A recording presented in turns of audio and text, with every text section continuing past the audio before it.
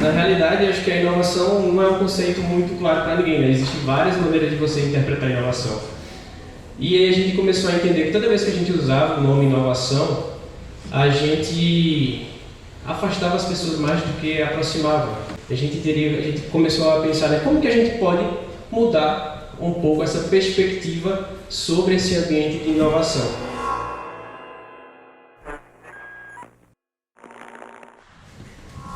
Bom dia a todas e todos. Queria começar primeiramente aqui agradecendo o convite, né, do Valiant Games. Uma honra danada, primeira vez aqui em Minas e apaixonado pra caramba desde que eu cheguei no aeroporto, né, pelo clima, por tudo aqui. E eu vou começar aqui essa apresentação, que é algo que realmente assim, que eu me apaixonei e que vem guiando todo o meu trabalho. Pode passar, por favor? E para me apresentar, tá? Eu sou o Johnny, sou gerente de inovação da Armazém da Criatividade. Eu venho de uma área do interior do estado, né? Então sempre trabalhei na parte de comércios e vendas e tudo mais, desde cedo. Só que sempre eu gostei muito do lado artístico e por sempre viver dentro desse ambiente mais tradicional, eu sempre ficava pensando como que eu poderia, né, utilizar de toda essa minha curiosidade, todo esse meu lado artístico dentro de um trabalho, dentro de um negócio, que sempre ficava me perguntando isso. E nunca tinha encontrado até recentemente começar um mestrado na área de design.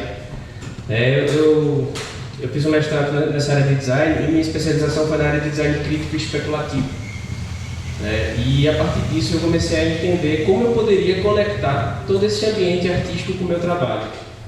E quando eu fui convidado para tocar o Armazém da Criatividade no ano 2020, a primeira coisa que a gente fez foi entender como que a gente poderia levar a inovação, né? Fazer esse processo de interiorização da inovação lá em Pernambuco.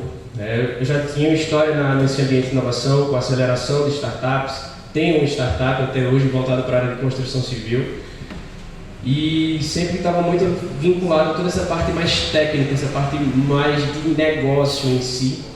E quando eu voltei para Caruaru, né, que eu sou de lá, então quando eu voltei para Caruaru eu peguei essa missão, né, de entender como que eu vou trabalhar em um ambiente completamente criativo, onde o nome mesmo já diz, né, Armazém da Criatividade, como é que eu vou trabalhar com isso e conectar com todo esse ambiente de inovação. E como o Pamela falou na apresentação anterior, a gente precisa estar convivendo com pessoas que não têm esse conceito de inovação muito claro.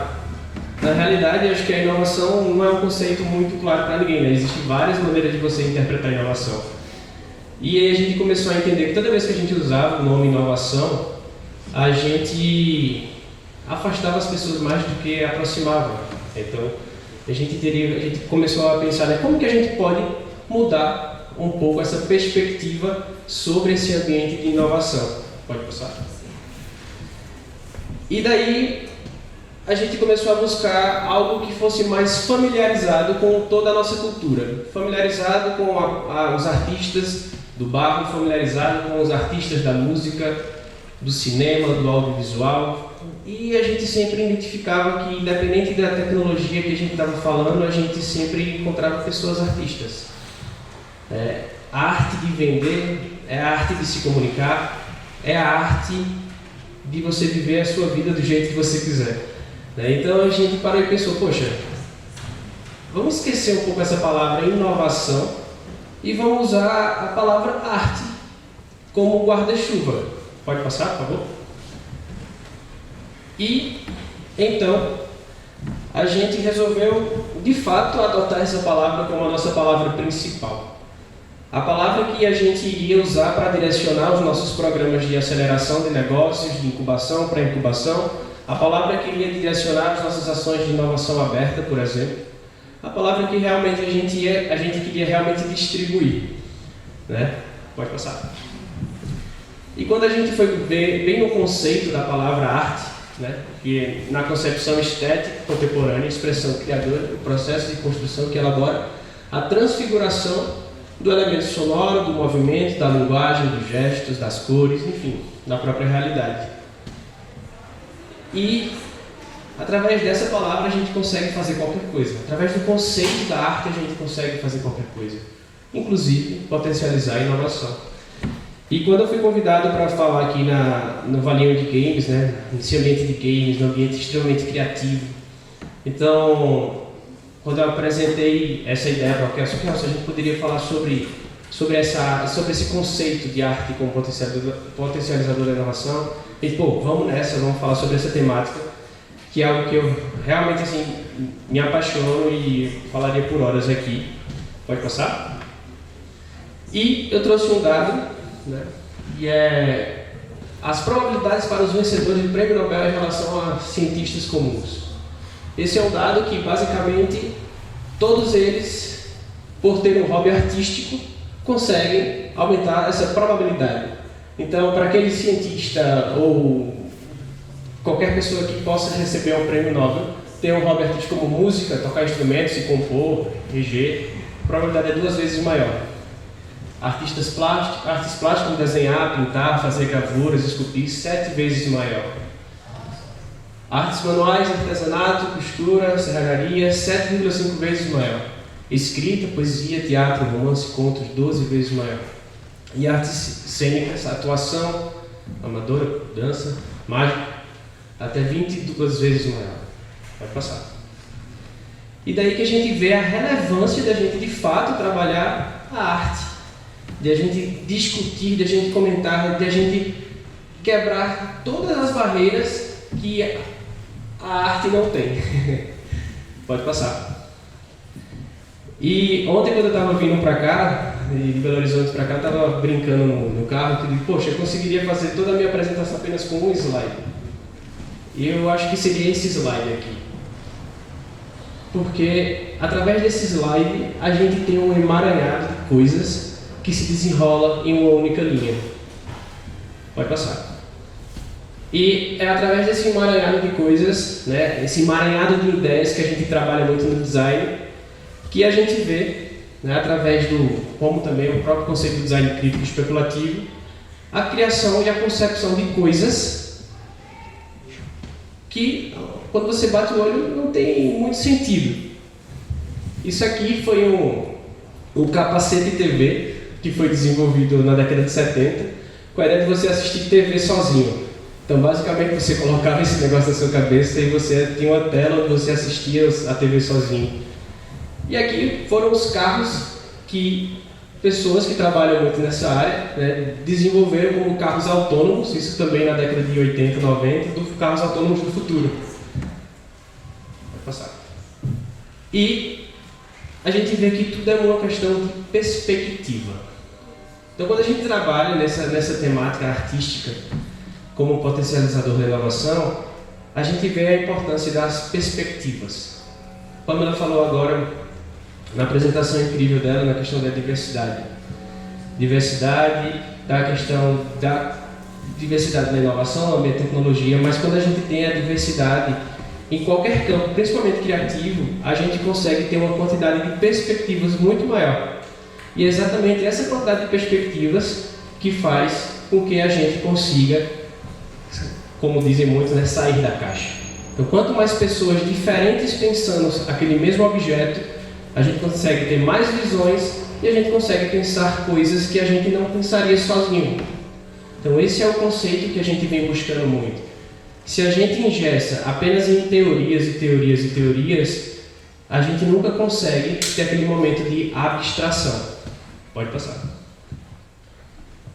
E para trazer mais perspectivas, além da diversidade de pessoas, a gente tem que ter a diversidade de bagagem. Quanto mais experiências você vive, quanto mais referências você vai adquirindo, seja pessoais ou seja de conversas, você consegue aumentar a quantidade de perspectivas sobre alguma coisa. Quando o Montanha trouxe o trabalho de conclusão dele do mestrado, minha cabeça explodiu, assim, pô, que negócio incrível, como que pode se fazer um estudo basicamente antropológico utilizando o World of Warcraft. Cara, isso é genial, genial. A gente está vivendo essa ideia, né, dessa palavra do momento, metaverso. Mas outra coisa importante que o Montanha trouxe foi que a gente vive esse conceito de metaverso há muito tempo. Na minha infância eu vivia no Mirk, no Scoop, lá conversando com milhões de pessoas que eu nem conhecia, trocando música, vários conteúdos, eu já estava vivendo num universo paralelo, tendo um monte de informação. Quando a gente vai para o conceito mesmo, imagina você materializar, como os pré-históricos materializavam desenhos de animais nas paredes. Você já criava um outro universo, você já criava assim um universo de referências sobre aquela história. E tudo isso é arte. Vê que massa. Só que agora a gente está vivendo um momento que tem mais possibilidades tecnológicas para que esse conceito possa minimamente ser mais palpável do que antigamente, como há 20 anos atrás tinha o Second Life. Então, além de toda essa questão de perspectiva, a bagagem que a gente vem adquirindo de tecnologia está colocando essa possibilidade muito mais na nossa mão do que antigamente. Pode passar. E tem um livro muito incrível que é Roube como Artista. Não sei se vocês conhecem esse livro, mas ele é bem massa de ler, a leitura é bem tranquila. E nesse livro ele tem uma passagem que é muito bacana, que ele diz que nada se cria, tudo se...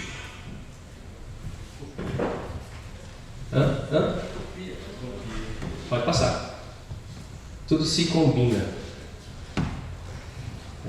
E é massa isso, velho. Porque, vê, bagagens, perspectivas, diversidade, tudo isso se combina. Pode passar. E quando a gente entra no mundo de games, o game é a combinação, o master exploder de tudo. De vida, de arte, de música, de cinema, de poesia, de história, de tudo. A gente está vivendo hoje, a gente está conseguindo realmente materializar tudo que a gente viveu nesse metaverso digital através da combinação de coisas. World of Warcraft, combinação de história medieval, combinação de universos paralelos, combinação de narrativas, né? A gente está vivendo uma era que menestréis farão canções sobre elas no futuro, né? Que realmente é uma era muito diferente e graças à combinação de coisas. Toda a tecnologia que a gente vive hoje, né, que a gente usa hoje, toda a tecnologia, toda a ferramenta, é a combinação de coisas. Como, por exemplo, o mouse, que foi criado pela Xerox 15 anos antes de ser aplicada pela Apple, né? Então ela combinou coisas que já existiam há um tempo, só que na época a combinação que foi feita com a tecnologia não foi bem sucedida. E ela passou a ser bem sucedida após entenderem aquela real combinação, né? Aquele quebra-cabeça foi montado. Pode passar. E aí, né, eu vou até fazer uma brincadeira com vocês aqui. Vou contar uma história. Tá? Eu vou contar uma história. Isso aqui é uma paleta cromática, né, de cores. E eu vou contar uma história sobre essas duas cores. A gente usou essa historinha para a gente criar a nova identidade do Armazém da Criatividade. Nova paleta de cores. Essas são as cores principais do Armazém da Criatividade. Vou passar. As cores que são completamente opostas, mas elas combinam. Pode passar. Confortável, desconfortável, pode passar. Mas ela tem uma trajetória. Elas são completamente opostas. E para a gente sair disso aqui para isso aqui, a gente tem uma jornada. Como qualquer jornada da inovação, como qualquer jornada da criação, a gente tem uma narrativa. Pode passar. Às vezes é uma narrativa mais curta, às vezes é uma narrativa mais longa. E essa narrativa a gente tem que entender que vai passando e a gente vai sempre somando coisas a essa. Tem um fato engraçado. Eu sou ultramaratonista. Eu fiz uma prova recentemente de 100 km de corrida. E quando eu terminei a prova, alguém me perguntou: "Pô, Johnny, como é que você correu 100 km?" Eu falei: "Mano, na minha cabeça eu só dizia: só mais um, só mais um, só mais um. Só mais um. E quando a gente está criando, a gente tem que pensar isso. A gente tem que colocar um objetivo naquela criação, mas saber que só mais um, a gente vai conhecendo pessoas, a gente vai trocando ideia, vai vivendo experiência, se conhecendo mais, vendo a paisagem, vai construindo uma bagagem nessa jornada que a gente vai conseguir chegar naquele objetivo com um propósito. Vai passar. E não sei se vocês perceberam, mas dentro dessa jornada das cores, logo as cores centrais eram essas duas. Logo nas cores centrais eram essas duas, o azul e o amarelo. Então a gente estava falando de um lilás e do laranja, onde a gente está, onde a gente queria chegar. E nessa jornada tem essas duas cores.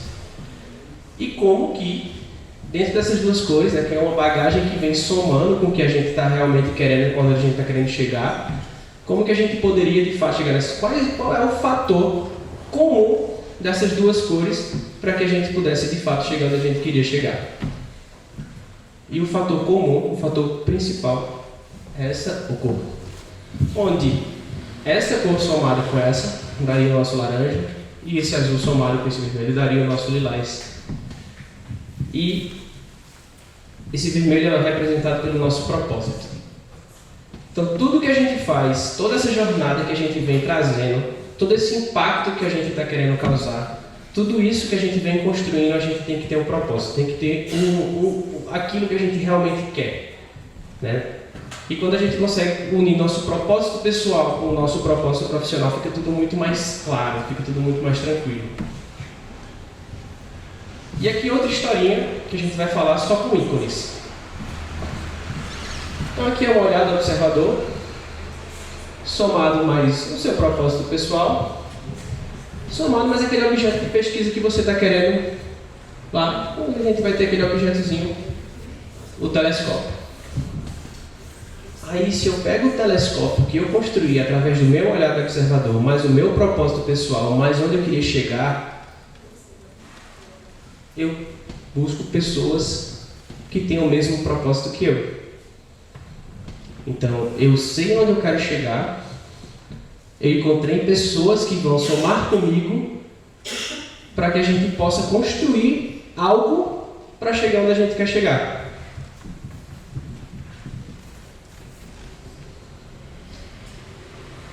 Eita, acho que ficou faltando um slide, minha historinha não foi concluída, mas tudo bem, pode passar. E onde a gente quer chegar, pode passar, onde o propósito mais o conhecimento vai ser aquela pedra preciosa que a gente vai trazer para cá, que foi o lugar onde eu vi mais pedras aqui, foi aqui em Ouro Preto. Né? Nossa, então essa historinha que a gente construiu, né, que é exatamente o propósito comum, mais essa base de conhecimento, mas sabendo onde a gente quer chegar, a gente vai construir algo que é essa pedra preciosa, que é algo que é basicamente indestrutível, que é o propósito comum. E daí eu vou trazer outra palavra que vem direcionando a gente em todo esse olhar de construção de projetos inovadores que a gente vem desenvolvendo lá no Armazém da Criatividade.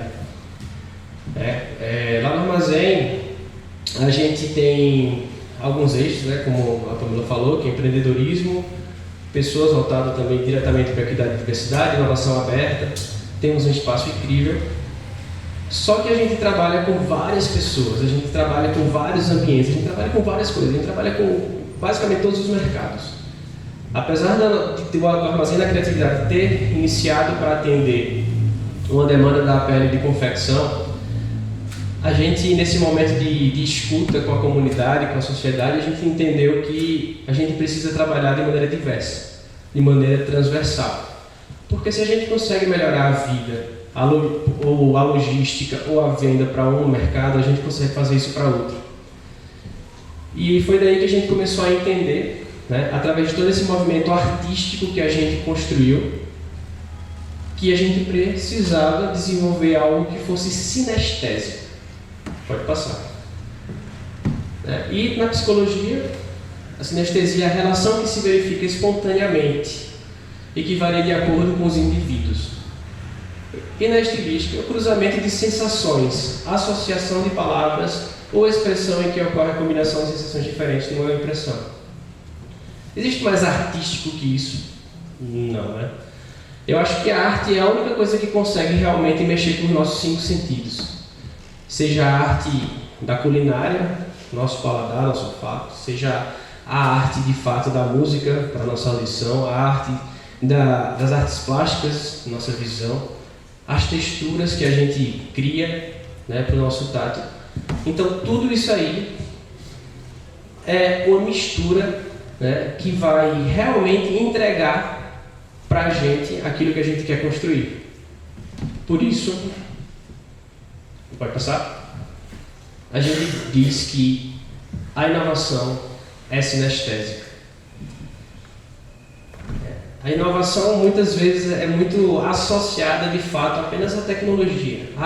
Minha empresa está inovando, eu estou colocando um software novo. Eu estou inovando aqui no meu trabalho, estou botando um equipamento novo e tal. Mas não é isso. É quando mexe com tudo, né?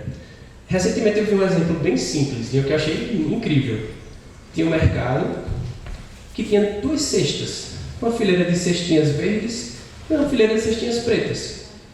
E tinha lá: se você precisar de ajuda nas suas compras, pegue a cesta verde. Se você não precisar de ajuda nas suas compras, pegue a cestinha preta. Algo simples, mas que direcionava se você precisava de ajuda ou não. Vê que massa. Quem nunca foi numa churrascaria que tem aquele, num rodíziozinho que tem aquele pode vir carne, pode não vir, então é exatamente isso. Isso são coisas simples que podem melhorar o relacionamento, né, de consumo, melhorar o relacionamento entre pessoas e fazer com que a vida das pessoas seja mais fácil. Isso é inovação. Ela é sinestésica porque ela vai trabalhar diretamente com os seus sentidos. Assim como a própria música, a inovação da música, a inovação no cinema, tudo isso que a gente está discutindo, todas essas possibilidades que a gente está aqui de gravar, de falar, de transmitir, tudo isso, de fato, é inovação. Pode passar. E uma coisa que reflete muito sobre essa questão da sinestesia é esse festival, que é o Carnaval da Inovação, que a gente chama, que acontece lá no Recife Antigo. Inclusive, esse ano estão todas e todos convidados, tá? Vai acontecer nos dias 16 a 19 de novembro. Então é um videozinho falando sobre o Hack and Play, que é esse carnaval da inovação que a gente trabalha com a arte, trabalha com a música, trabalha com empreendedorismo, capacitações, trabalha com tudo, tá? Eu trouxe um videozinho aqui, que é o Aftermovie do Festival 2019, o último, né? E esse ano a gente vai estar retomando depois, né, desse momento pandêmico que a gente está, né? Pode dar play.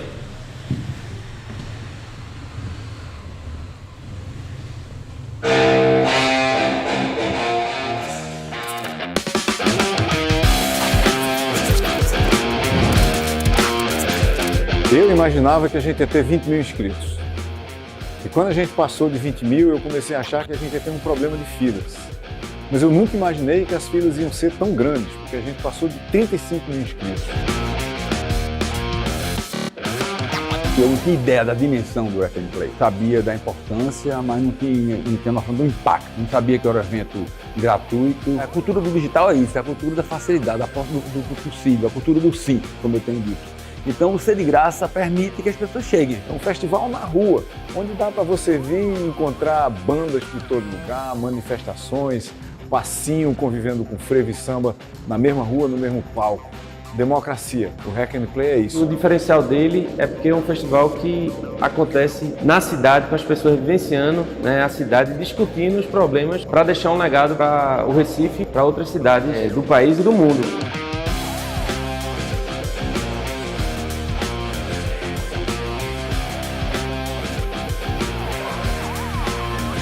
Não tem nenhum lugar no Brasil, nenhum desses polos tecnológicos, desses parques tecnológicos, em que aconteça o que acontece aqui.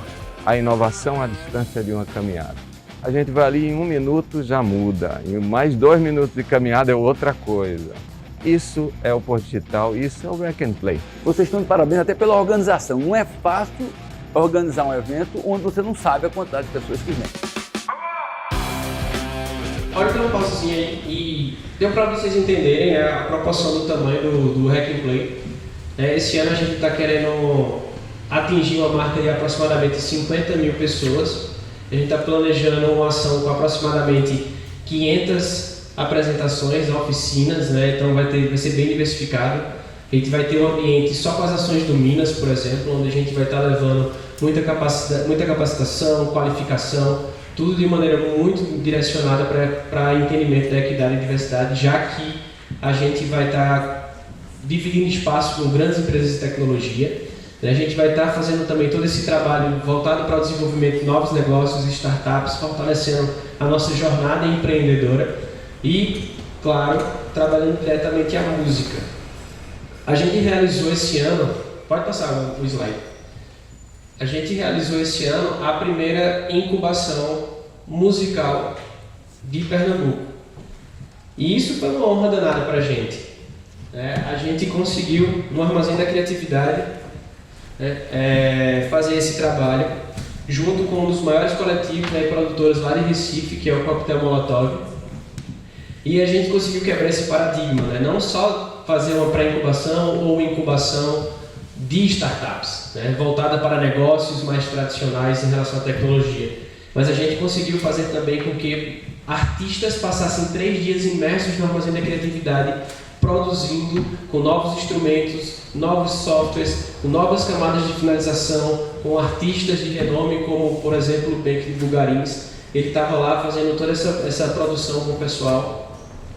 E foi uma satisfação incrível ver, depois de 3 dias, esses artistas se sentindo extremamente maravilhados com a capacidade produtiva que eles obtiveram, que eles conseguiram expressar na música deles.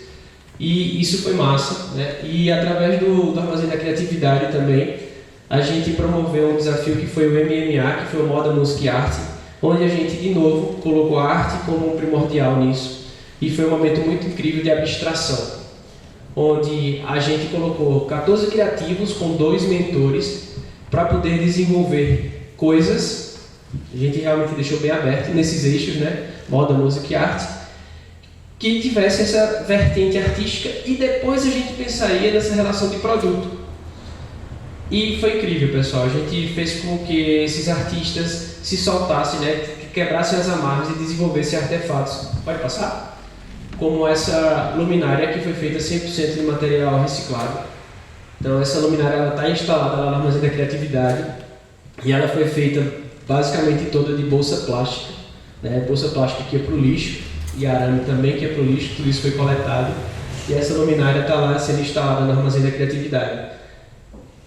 Essa luminária não teria surgido se a gente não tivesse colocado esse momento de abstração, se a gente não tivesse feito com que as pessoas não pensassem no produto em si, mas pensassem em se expressar de maneira sustentável para poder desenvolver algo. E esse algo tornou-se uma luminária. E essa luminária está sendo inspiração para o desenvolvimento de outros artefatos voltados para a parte de instalações.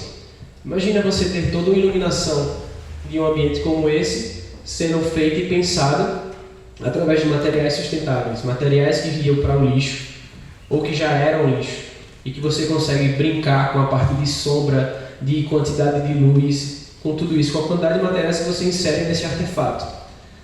Então, por isso que a gente faz essas ações. A gente está com outro edital aberto agora, que é o edital de sustentabilidade, onde a gente vai estar trabalhando com 3 eixos. Um, que é a parte de embalagens conversíveis, que é você usar essa embalagem como embalagem, só que após o uso ela pode se transformar em alguma outra coisa. A gente tem vários exemplos aí no mercado, como embalagem de camisa que você dobra ela vira um cabide, ou caixa de sapato que vira um vaso de planta, enfim. Por que não pensar nisso? Por que não também pensar em novos tipos de materiais que possam ser utilizados, que possam ser reaproveitados? Então, pensar em possibilidades de materiais, como a gente vê o próprio bagaço da uva que se torna tipo de polímero e é aproveitado para confeccionar outras coisas. E por último, o upcycle, que é realmente reaproveitar algo do lixo e construir algo que seja realmente valioso. Você dá um valor para aquilo. E para você dar um valor para aquilo, você precisa passar por aquela jornada de cores. Você precisa construir uma narrativa. A gente vive muito isso no Alto do Moura, por exemplo. O Alto do Moura, a quantidade de mestres e mestres artesãos que tem por lá é gigantesco, só que foram perdendo um pouco da sua essência. Graças a movimentos de mercado, graças a um monte de coisa que foi acontecendo, eles foram produzindo e esquecendo o seu real valor como artista. E a gente está desenvolvendo ações inovadoras para retornar esse valor para eles, construir uma narrativa que faça com que eles saibam que o que eles fazem é uma habilidade única. E essa habilidade única tem que ser valorizada. Então a gente está desenvolvendo esse trabalho, está fazendo esse trabalho já acho que desde 2020, já em parceria com o pessoal do Alto do Moura, para poder a gente conseguir, através da inovação, resgatar algo tradicional, algo que realmente está na nossa cultura. Pode passar. Isso aqui é algo que a gente usa muito, basicamente tornou-se o nosso slogan, que a inovação vem do interior. A gente está no interior do estado, mas em compensação a gente trabalha com algo que está no nosso interior, que é sempre esse propósito, sempre esse olhar, esse olhar sem amarras, sem barreiras, esse olhar que realmente a gente quer sempre pensar nesse momento de não travar nada porque a gente já tem um objetivo mercadológico ou qualquer coisa do tipo. Não, a gente tem ali algo que a gente está lutando e buscando para a construção de algo muito maior, algo coletivo, algo colaborativo e algo com muita diversidade. E é isso, pessoal. Espero que vocês tenham gostado dessa temática, de ter saído um pouco desse ambiente de inovação em si, ter trazido esse lado artístico para que a gente possa sempre trabalhar de maneira mais aberta o que a gente está querendo desenvolver. Obrigado.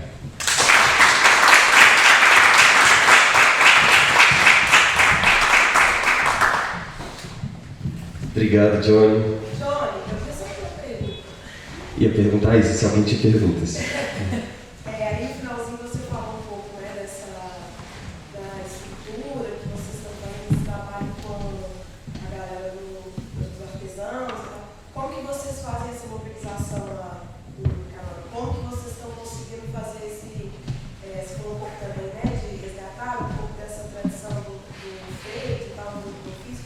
Como que vocês estão fazendo esse engajamento, sabe? Porque a gente sente aqui esse problema de conseguir engajar, sabe? As pessoas, tá todo mundo fazendo um pouquinho em cada lugar e a gente tem dificuldade de engajar para trazer todo mundo para pensar junto, dialogar sobre os seus processos. Como vocês fazem esse engajamento lá? Massa. A gente vai para o lado daquela pessoa, literalmente, e tenta primeiro sensibilizá-lo. A gente, principalmente o artista que passa muito tempo produzindo, por muito tempo imerso no seu ambiente, ou na sua oficina, ou na sua loja, trabalhando, vendendo e produzindo ali ao mesmo tempo. Então todo o movimento a gente está indo até ele. E eu acho que esse vai ser um movimento por um bom tempo, sabe? Que a gente precisa ir sensibilizar e mostrar o valor que ele tem.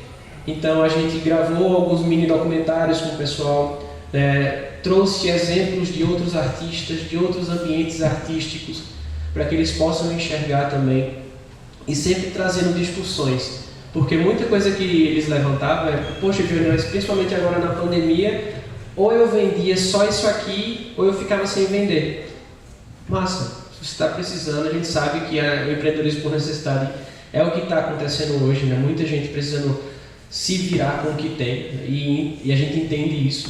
Mas em paralelo a isso, ele também tem que entender que ele tem um valor nas mãos dele absurdo. E a gente ir empoderando essas pessoas aos poucos, sensibilizando.